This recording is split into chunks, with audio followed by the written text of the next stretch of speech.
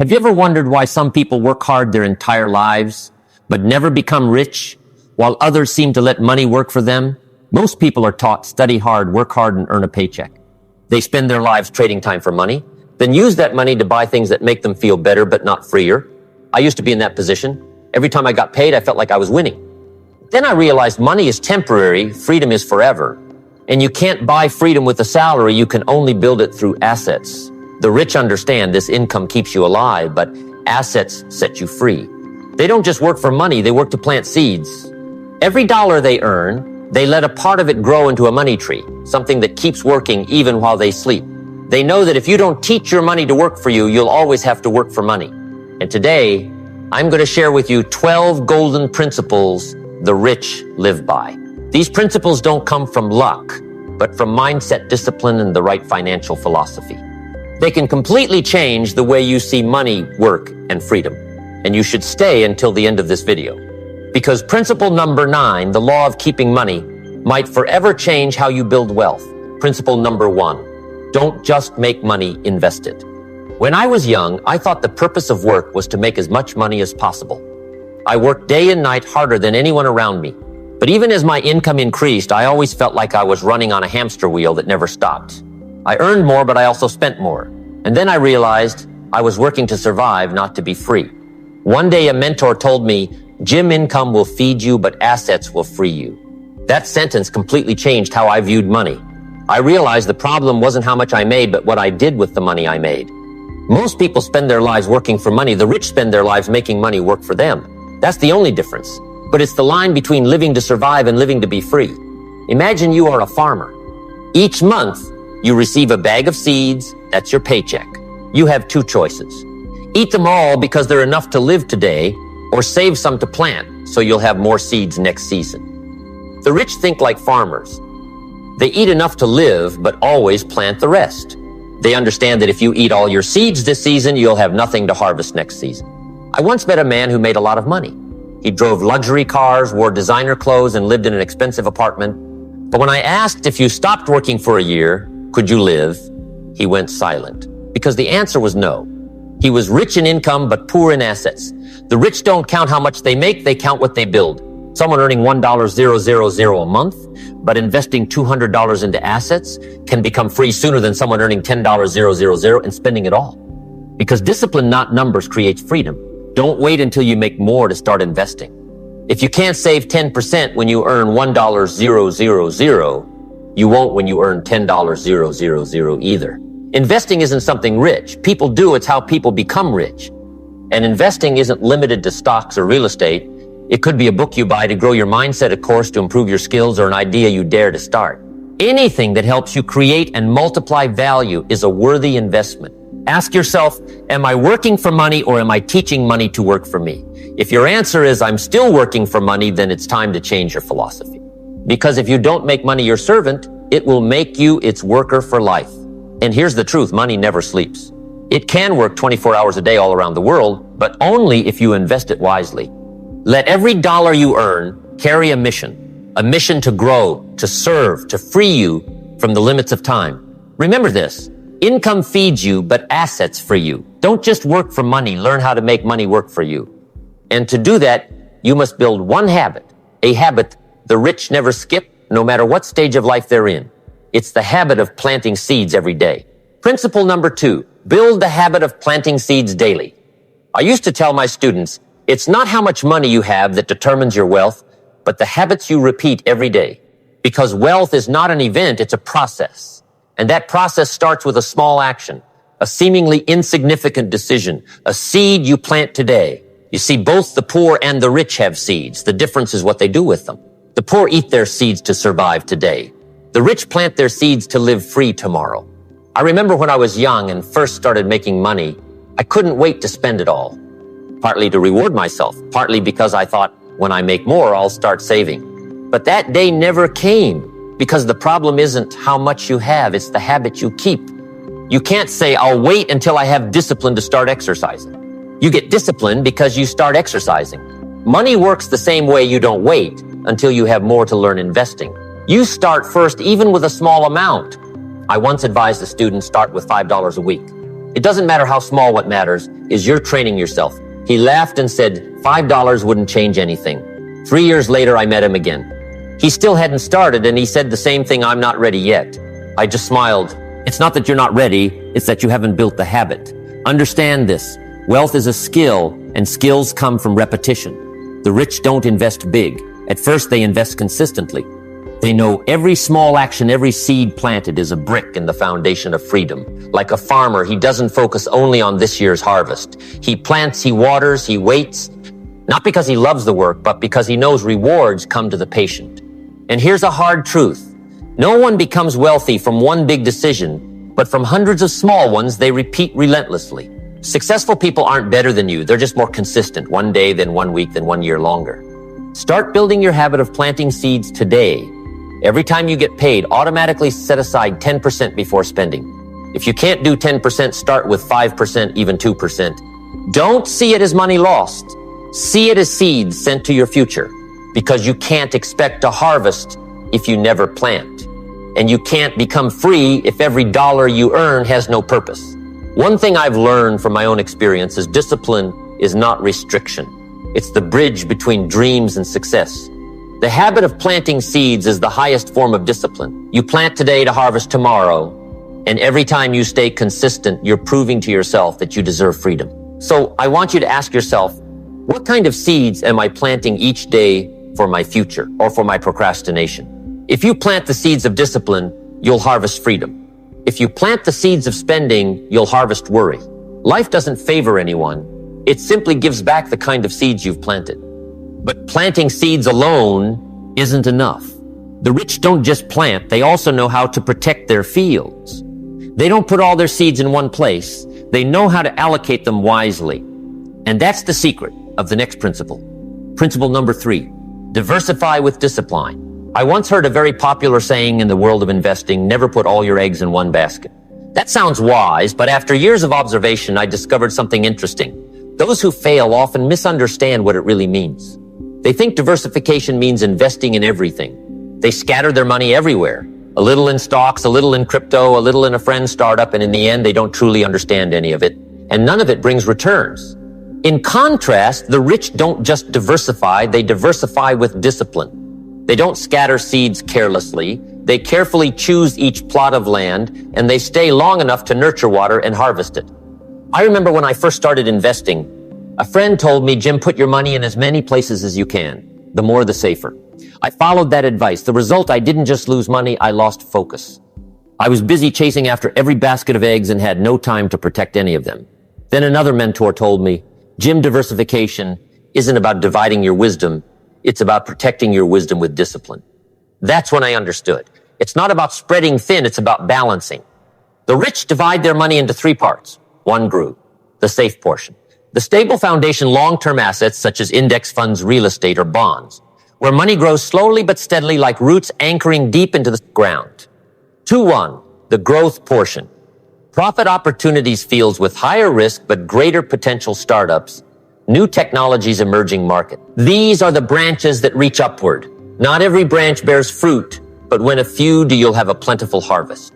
3 self, investment portion. Intangible assets, learning skills, mindset, health. This is the investment with infinite returns because no one can steal or tax your knowledge. You see, diversification isn't just a financial strategy. It's a philosophy of life. You can't place all your hopes on one thing. Plant different kinds of trees, some for shade, some for fruit, some for long-lasting wood. Because when the storm comes, not every tree will stand, but the forest will. I've seen many people go bankrupt not because they invested wrong, but because they placed all their hope in a single source of income. Job lost, income lost, life collapsed. The rich are different. If one door closes, they still have 5 more open. But be careful. Without discipline, diversification turns into distraction. If you invest in 10 places but can't monitor even one, you're not investing, you're gambling. The rich don't just divide money, they divide attention. They know exactly what each dollar is doing, where it is, and why. Diversification is the art of balance, not so focused that risk can destroy you, but not so scattered that your power is diluted. Invest wide enough to be safe and deep enough to be effective. I want you to pause and ask yourself, if one of my income sources disappeared tomorrow, would I still have something generating money? If the answer is no, you're living in sweet danger, the kind that feels safe today but breeds insecurity forever. And once you know how to balance and protect the seeds you've planted, the next step is to make your field work for you. Because the rich don't just know how to invest, they know how to make money work tirelessly even while they sleep. Principle number 4, make money work for you. Most people work incredibly hard. They wake up early, stay up late, sacrifice time, and give effort hour by hour. But there's a harsh truth few dare to face. No matter how many hours you work, you still only have 24 hours in a day. You can't work forever. Your body will tire, time will limit you, and youth won't last.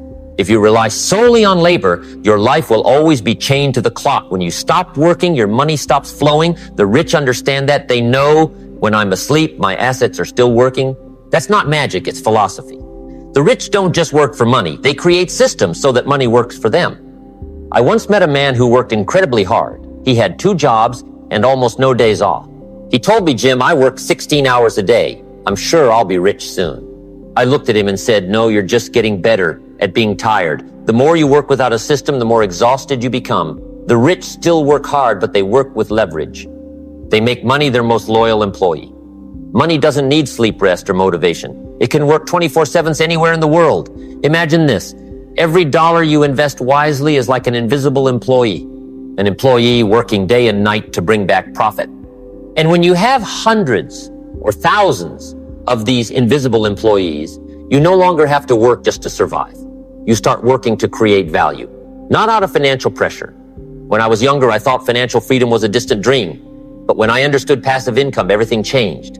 I started putting part of my income into assets that generated cash flow, dividend-paying stocks, rental real estate, small businesses that could operate without me daily.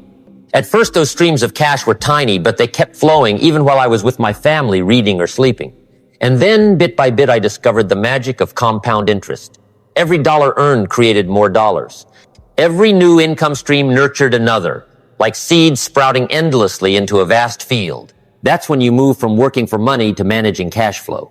If you want that, start by building your first stream of passive income. Don't wait until you have a lot, because the rich don't start big. They start consistent.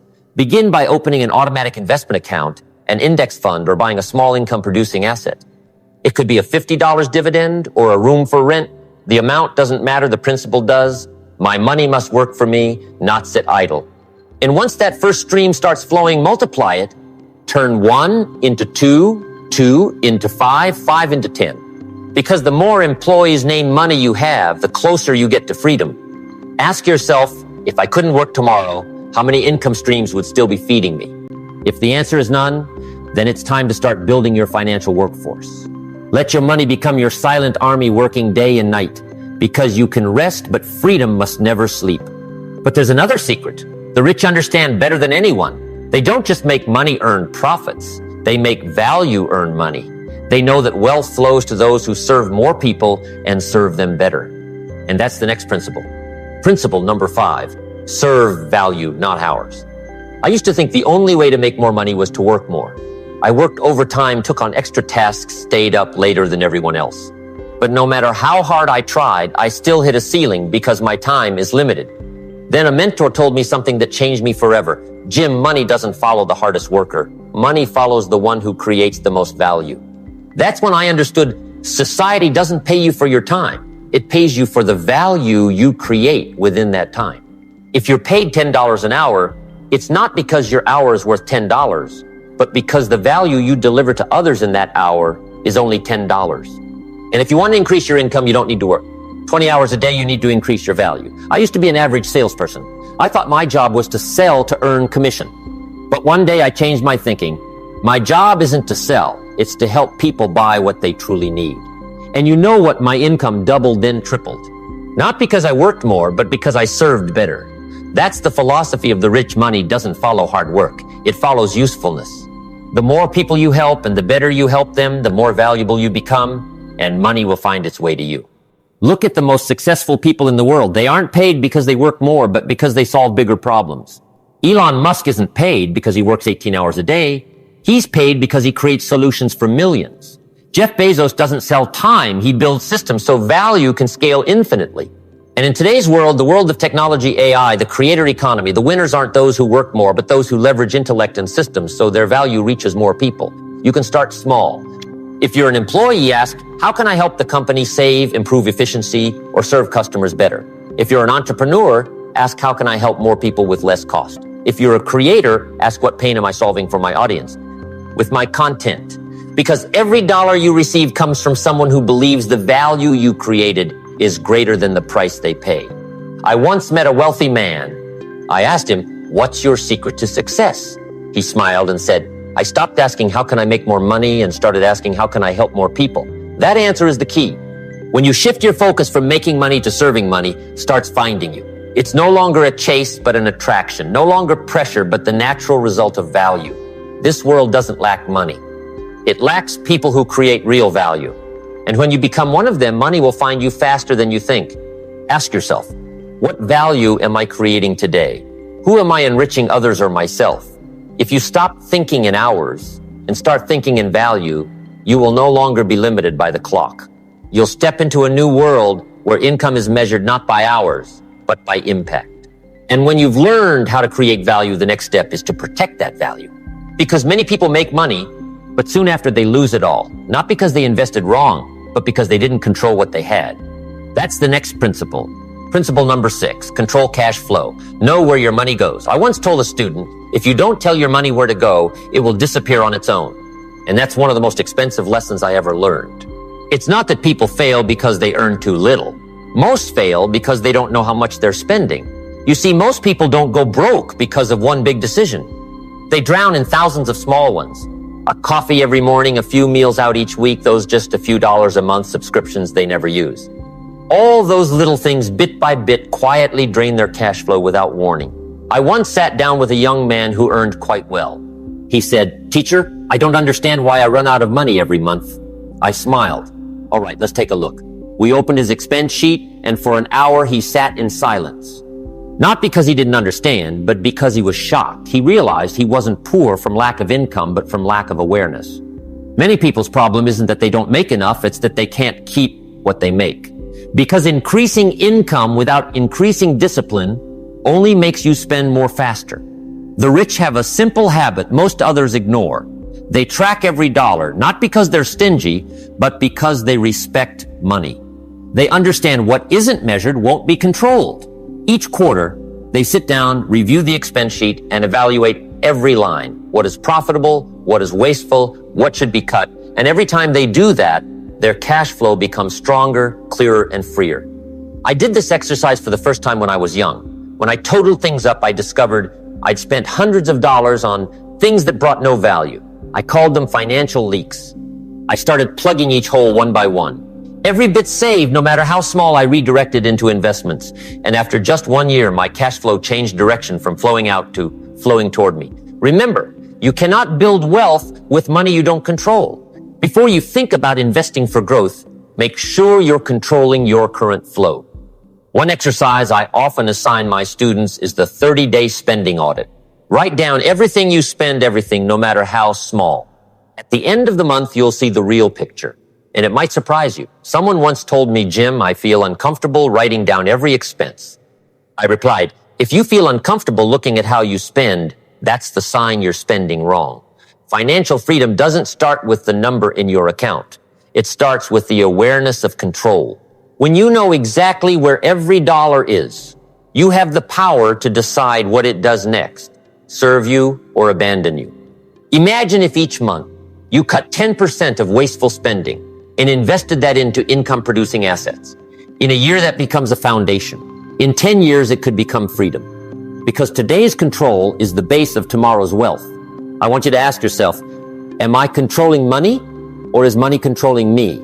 If you don't have an answer yet, start tonight, sit down, record review, and adjust. You don't need a perfect plan, just a clear decision from today on. I will tell my money where to go. And when you've learned to control every dollar you earn, it's time to level up your thinking. The rich don't think only about today. They think about generations to come. They don't just make money, they build a legacy. And that's the next principle. Principle number 7, think legacy, build lasting wealth. I once said, the smart make money to live. The wise make money to be free. But the great make money to leave something behind. Most people think about wealth within the span of a single lifetime, but the truly wealthy think across generations. They don't just ask, how well will I live? They ask, how will my children, grandchildren, and generations after me live because of what I build today? I remember when I was young, I met an elderly man named William. He was retired, yet seemed completely unbothered by money. When I asked for his secret, he smiled and said, I didn't work just for myself, Jim.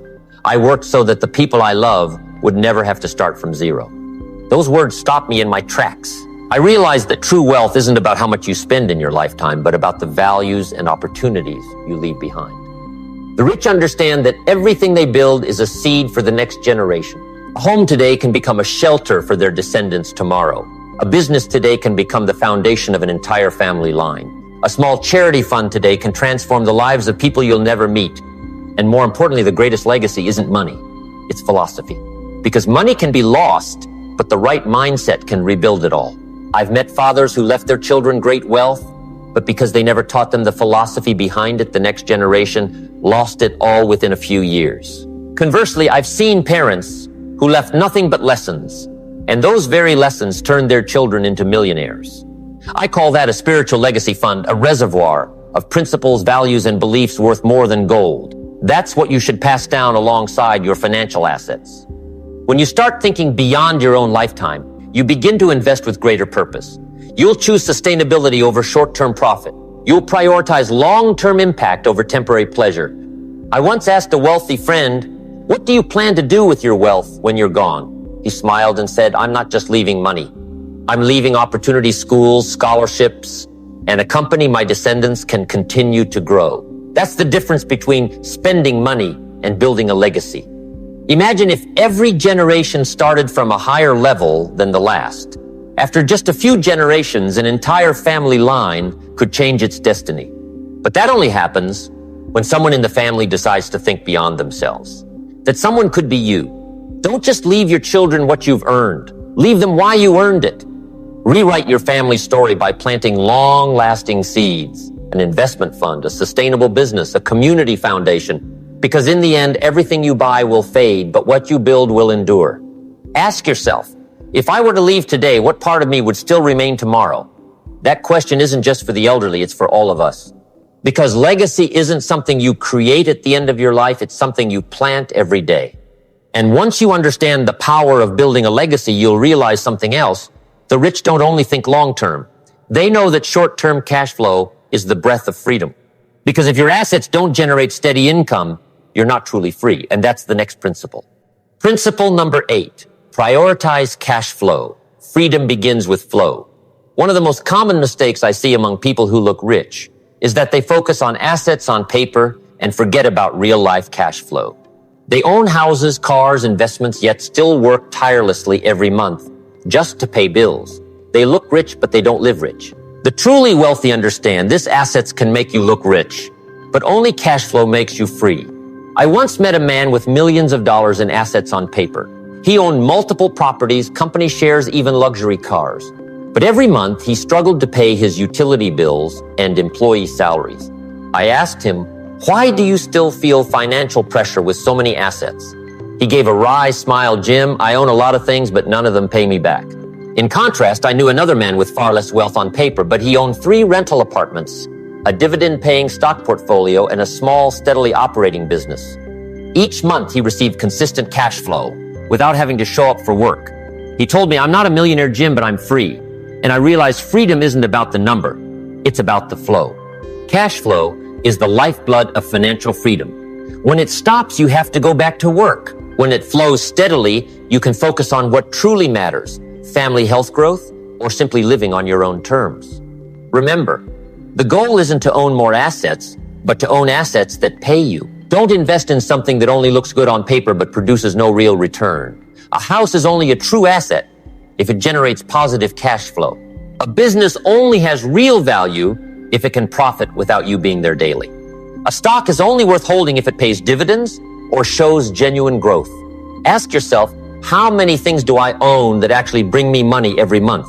If the answer is none, then you haven't built freedom yet. You've only bought the appearance of it. The rich begin with a different question, not what can I buy, but will this pay me back? I call that the principle of cash flow, first image later.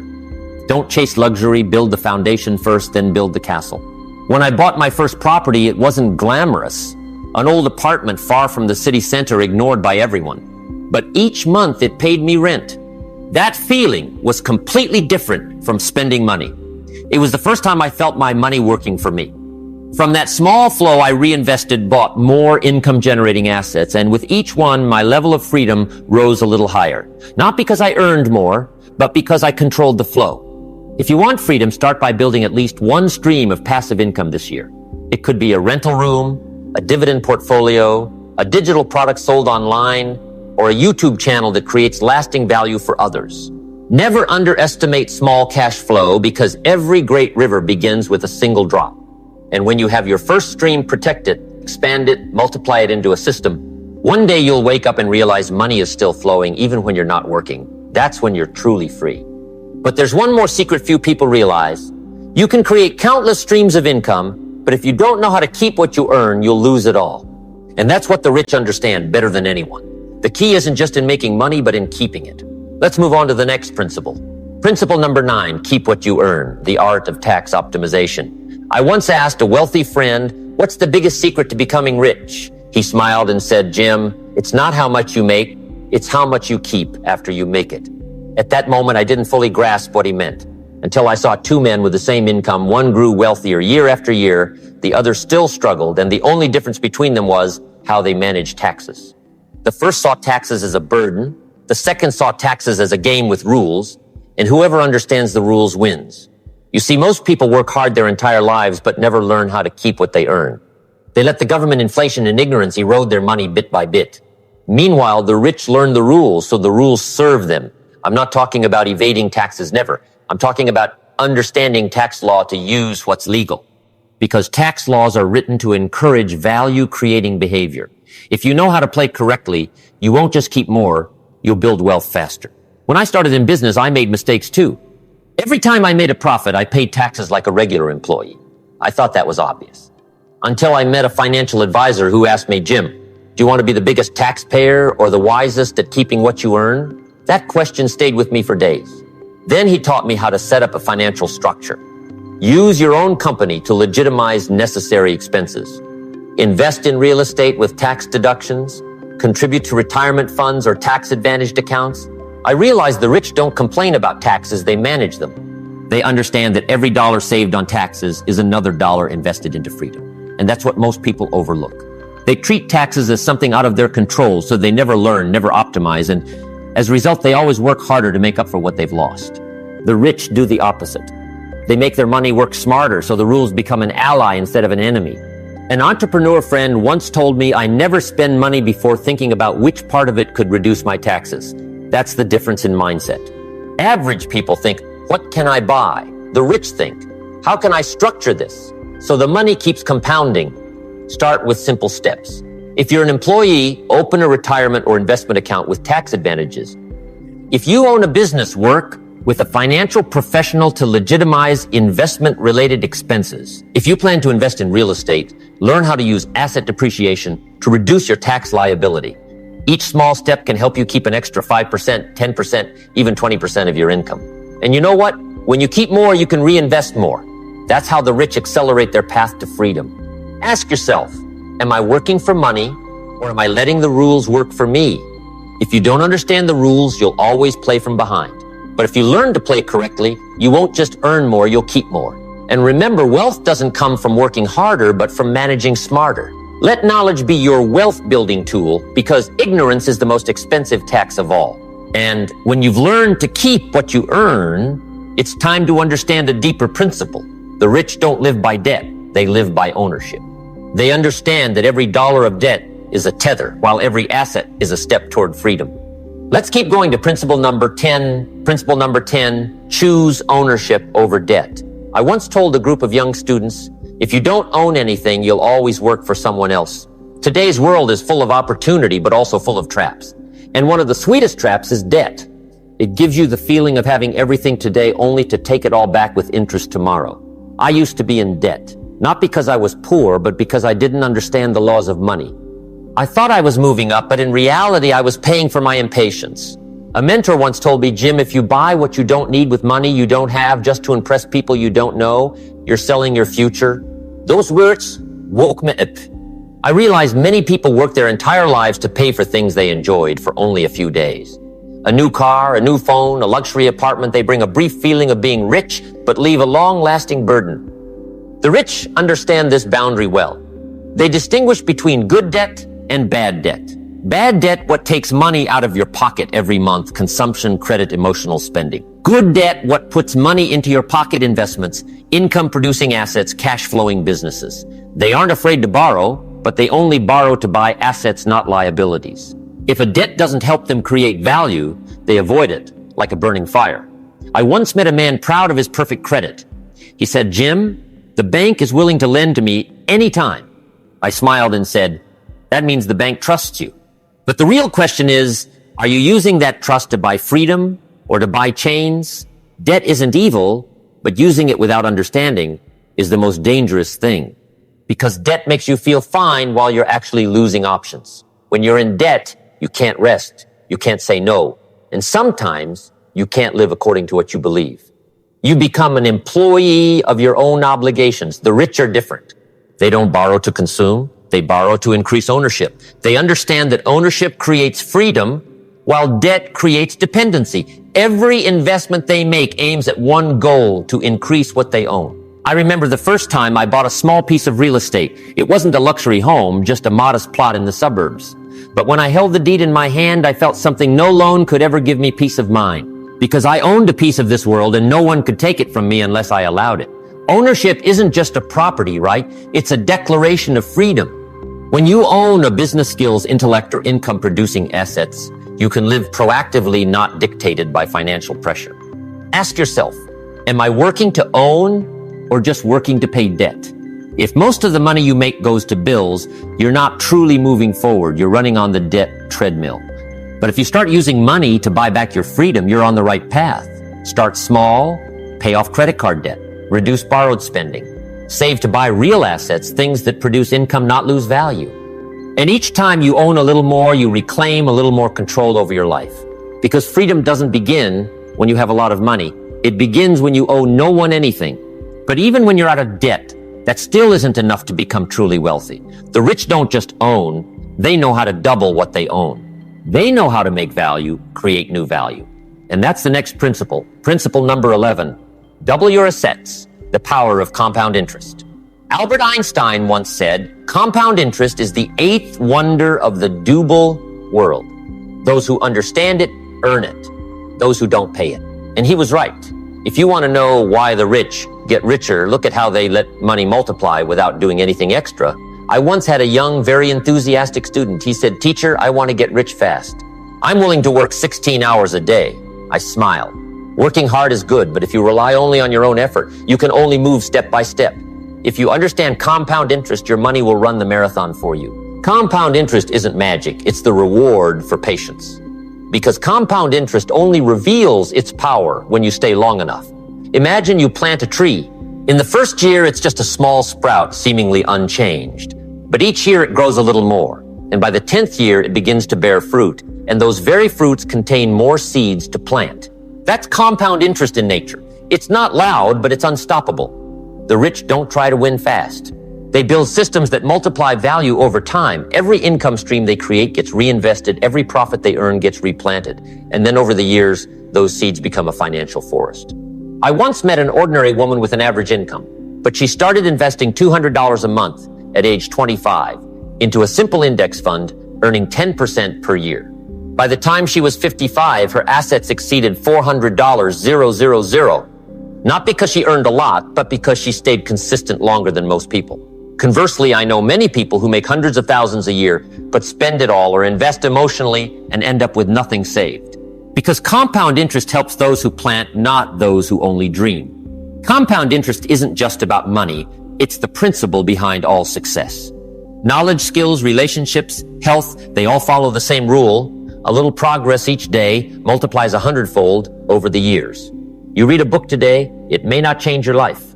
But if you read every day for 10 years, your thinking will be completely different. That's the compound interest of wisdom. So the secret isn't to speed up, but to start early and never stop.